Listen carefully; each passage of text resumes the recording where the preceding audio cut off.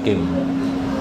Wassalatu wassalam ala sayyidina wa nabiyina Muhammad wa ala alihi wa sahbihi ajmain. Fa inna insyaallah nabhasu di kitab Syekh Abdul Qadir Al-Jailani Futhul Ghaib wa nafa'na bihi wa ulumihi bidarain amin ya rabbal alamin. Mudah-mudahan melalui saluran Syekh Abdul Qadir Al-Jailani bertambah nikmat dan rezeki kita dalam hidup ini, di dunia dan di akhirat, terbongkarnya segala halangan-halangan yang kita mendapatkan nikmat Allah di dunia maupun di akhirat. Amin ya rabbal alamin. Wa qala radhiyallahu anhu wa ardahu, berkata Syekh Abdul Qadir Al-Jailani,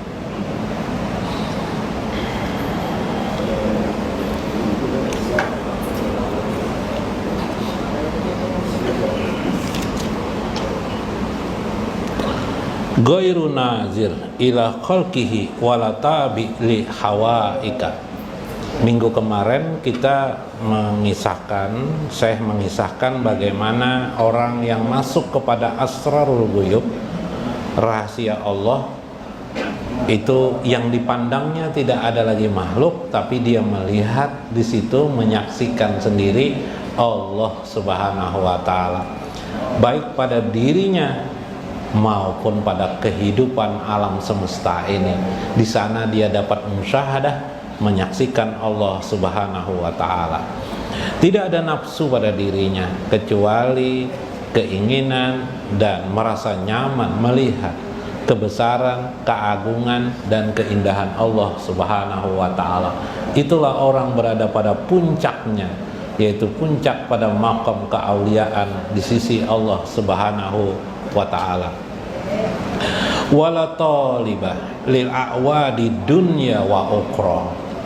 Tidak ada yang dicarinya, yang dituntutnya, lil a'wadi dunya wa ukhra, tentang segala hal isi dunia ini maupun akhirat. Kalau dunia pian tahu, tapi kalau akhirat itu adalah pasti surga. Jadi dia tidak mengharap surga, tidak melihat dunia, tidak melihat akhirat, tidak melihat surga. Yang dilihatnya hanya Allah Subhanahu wa ta'ala. Jadi itu jalan mereka, itu jalan mereka.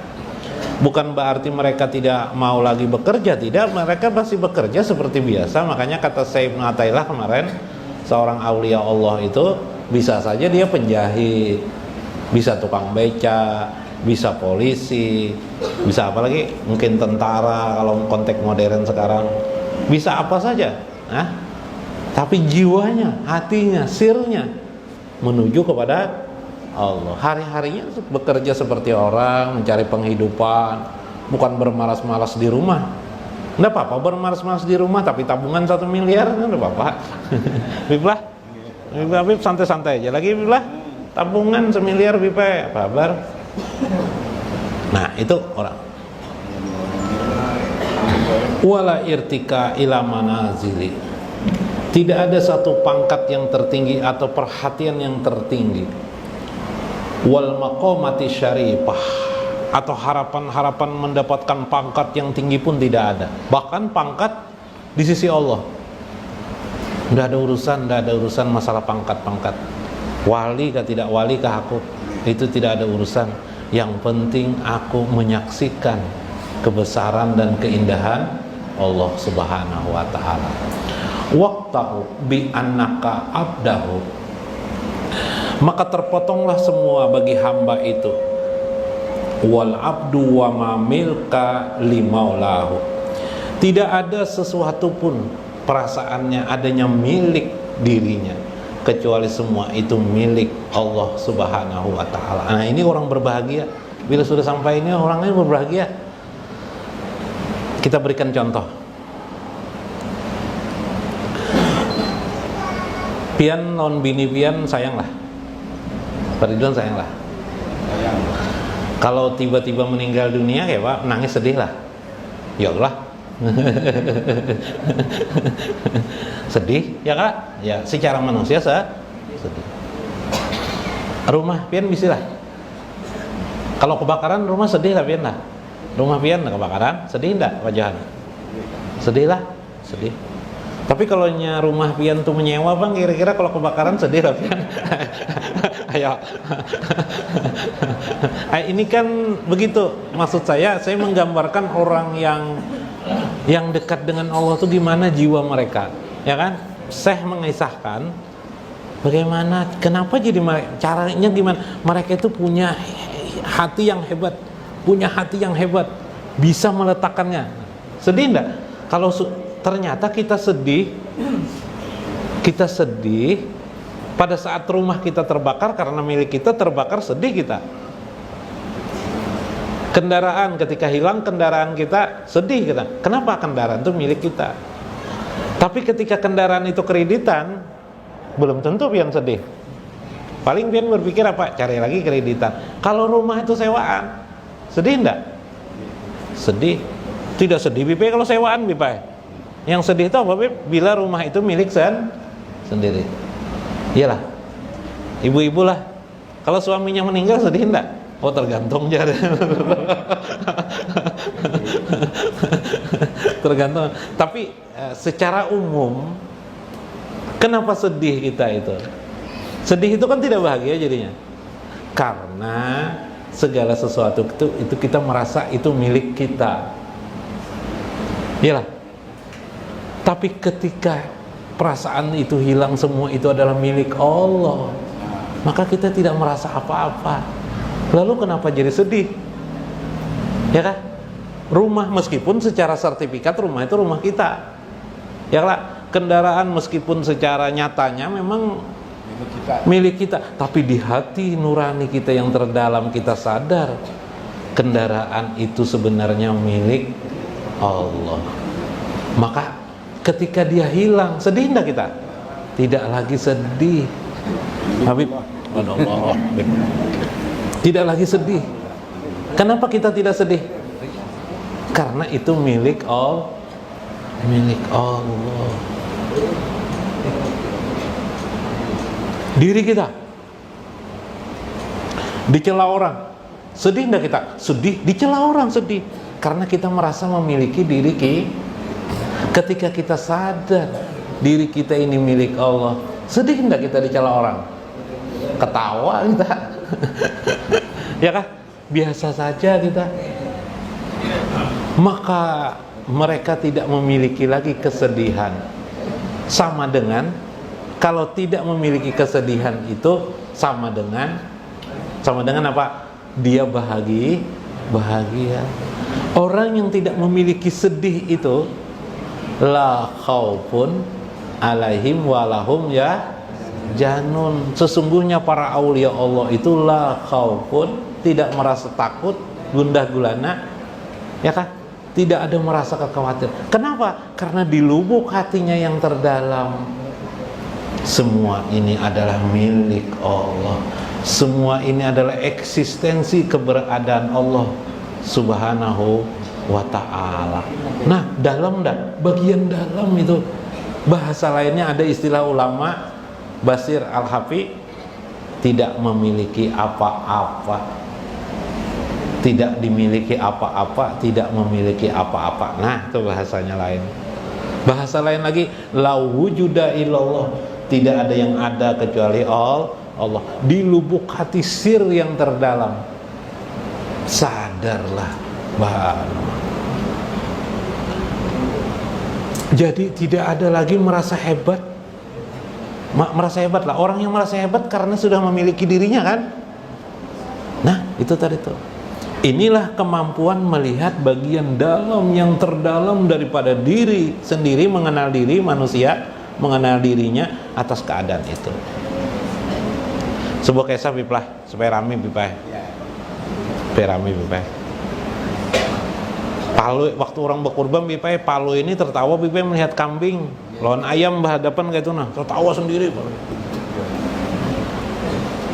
Jadi bingung orang kenapa jadi Palu ini tertawa sendiri, padahal orang melihat biasa kambing dan ayam kan, ada kambing Biplah, ada ayam, rupanya ayam berlepasan Bip, besangitan Biplah, marah-marah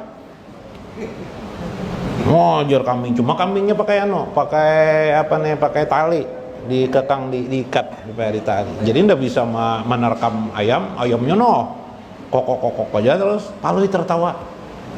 Ringkas kisah yang dilihat orang, rupanya kambing ini marah langsung menyeruduk ke ayam nih, cuma diikat oleh tali itu boleh ketawa. Palu melihat Biplah, jadi garbus, nah Palu jadi tertawa. Rupanya Palu ini mengerti bahasa binatang. Nah, Palu ini mengerti bahasa binatang, bahasa ayam dan bahasa kambing. Nah, kayak apa bahasanya aja Palu? Jadi jar garbus. Jadi kayak ini aja Palu. Ujar kambing waktu itu menegur lawan ayam. Oh ya jar. Baju ikam tuh yang bagus bang. Bagus. Berwarna-warni. Kalah kami ini kalah jar kambing. Baju bagus, cuma bercelana pendek, berselor handap, ikan tuh kemana-mana aja. Diejeknya Bipele kambing mengejek ayam. Habis itu bang jar garbus jadi jar Palu ayam ini rupanya marah juga. Marah Bipele loh mengejek kambing, kok ya kayak itu Bipele bahasanya Bipele, tapi Palu mengerti. Jadi jar Palu tahulah si ayam ini mengejek pulang kambing. Bener aja engkau tuh ke kambingnya, baju kamu tuh rapi sampai ke kaki, iyalah kambing tuh sampai ke kaki lah, sampai ke kaki rapi, hitam putih warnanya bagus bener, rapi pakaian kayak laki-laki pakai jas aja lagi kamu tuh aja. Tapi ujar kambing telur puyuh ujar ayam telur puyuh ikam tuh antoy kesana kemari. Tahu lah Bo. Nah kambing tuh kalau begitu diejek itu lo marah ya, namanya ruduk tuh ke ayam tuh. Nah jadi ejek mengejek tuh tidak baik, ujung-ujungnya Pak berkelahi. Tapi yang penting di sini yang ingin dikisahkan, Palu mengerti bahasa binatang. Allah berfirman di dalam Al-Qur'anul Karim, yusabbihu lillahi ma fis samawati wa ma fil ardh.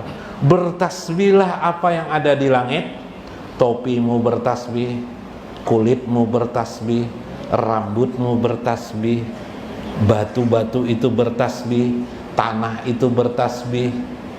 Bulu ketiak pian bang bertasbih kakak. Bertasbih kepada Allah. Tidak ada yang mengerti tentang tasbih mereka kecuali orang-orang ar-rasikun, orang-orang yang mendalam ilmunya. Nanti dalam kitab Miskatul Anwar Imam Al-Ghazali menjelaskan. Nah inilah yang dimasukkan oleh Syekh. Kembali kepada saya berdengar. Sebenarnya alam semesta ini bertasbih, tapi kita tidak ada yang mengerti. Sebenarnya kambing dan ayam itu bersuara dan memiliki mana suara mereka itu. Bukan seperti kita dengar itu, ada hakikat di dalam itu. Selain komunikasi adalah komunikasi mereka dengan Allah, pencipta, pemilik semesta alam. Kenapa jadi mereka bertasbih? Karena alam semesta ini milik Allah. Ketika kita sadar tubuh kita ini milik Allah, Tangan kita ini milik siapa? Milik Allah. Bulu tangan milik Allah. Jasad kita ini siapa? Milik Allah. Semuanya milik Allah. Berarti kita sudah masuk kepada makna mengingat Allah bagian yang pertama. Tasbih kita ialah menyadari bahwa tamlik semua ini adalah milik Allah. Itulah Allah Al-Malikul Quddus, Allah yang maha raja lagi maha suci, yang patut disucikan oleh semua alam semesta ini. Makna tamlik itu adalah makna kepemilikan Allah Subhanahu wa ta'ala. Nah, satu dah tasbih yang tahu. Tasbihnya banyak, masing-masing alam dan keadaan itu berbeda-beda nanti, termasuk diri kita. Maka kita harus menyatu dengan alam. Menyatu dengan alam, bahwa kita ini sebenarnya alam juga, cuma alam yang berakal. Yalah, alam yang berakal. Pada alam yang lain kita lihat tidak berakal, sekalipun boleh jadi mereka bisa berakal. Bagian inilah tamlik, inilah bagian makna salah satu ya, bukan secara keseluruhan. Yusabbihu lillahi ma fis samawati wa ma fil ardh. Allah lah semua itu, lillahi semua itu milik Allah. Karena milik Allah, maka maknanya adalah mereka bertasbih kepada Allah Subhanahu wa ta'ala. Johirnya kalimat subhanallah, maknanya di dalam segala sesuatu itu tidak berhuruf dan bersuara, semata-mata karena Allah Subhanahu wa ta'ala, semata-mata bermakna sebenarnya subhanallah. Sampai di situ dulu lah. Mudah-mudahan bermanfaat, mudah-mudahan membawa makna kepada kita, semangat bagi keimanan kita untuk makin dekat kepada Allah Subhanahu wa ta'ala. Wallahul muwaffiq ila aqwamit thoriq. Wassalamualaikum warahmatullahi wabarakatuh.